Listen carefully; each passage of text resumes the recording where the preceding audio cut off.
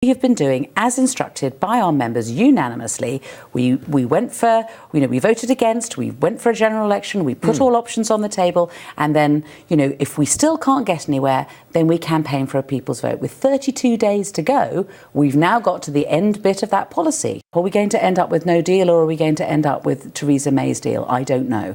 But I think that either of those would be a disaster, and basically, I suspect what will happen is that we will be asking the public, do you want Theresa May's deal, or do you want to remain? Shadow Foreign Secretary. Well, let's get the very latest this morning from London with Vincent McAviney, who's in Westminster this morning. Morning to you, Vincent. How big of a shift is this in policy for Labour?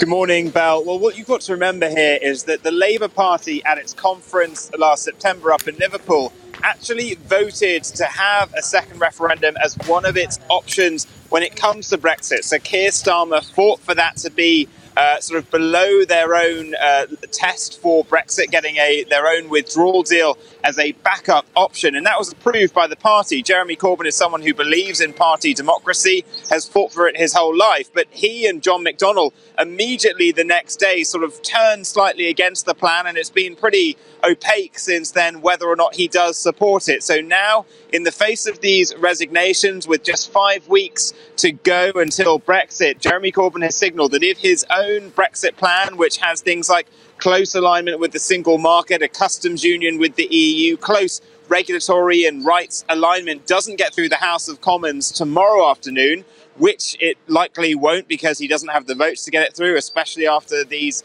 recent resignations, then they will support Yvette Cooper's amendment and Oliver Letwin, the Conservative MP's amendment, which would see a delay in Brexit if the Prime Minister's withdrawal agreement doesn't get through. And then next month, if that doesn't get through, they would then put down a motion for a second referendum, as their party decided back in September. Labour's often been criticised for not being clear enough on its policy around Labour. With this new announcement, does that make a second referendum more likely now?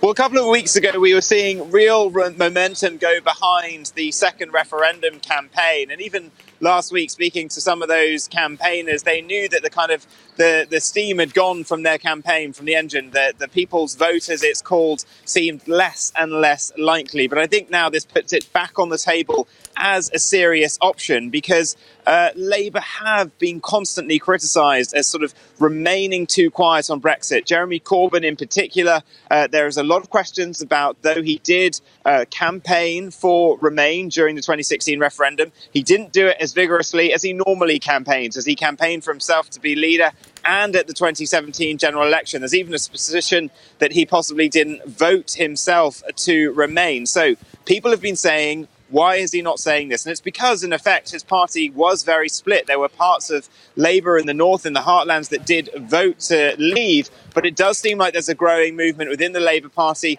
that now wants to remain. Some trade unions support that, but lots of people say that whilst they may want to remain, the prospect of a second referendum isn't that much of an appealing one.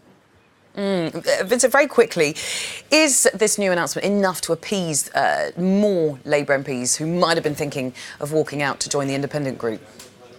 Well, there's definitely a couple of MPs who are on watch now. I think from what we heard last night when Jeremy Corbyn announced this at a party meeting inside Parliament here, it did go down well in the room, but many people are thinking possibly it is too late. Now, just to bring you the latest polling numbers, the Times have commissioned a poll this morning which say that Labour is now down to 23% support, and the independent group, once it got those new Conservative MPs last week, actually then jumped from 14 to 18%. So there is some support building behind it. They have, though, still to figure out what exactly they are. That is the problem in British politics. Third parties, it's very hard in our system, first past the post, to get a look in. So Jeremy Corbyn will be hoping to do this to gain some ground, because this morning more Conservative ministers have come out, the likes of Margot James and Claire Perry, saying that they will not allow the Prime Minister to head towards the no-deal scenario. So Jeremy Corbyn trying to take advantage now with only 5 weeks to go.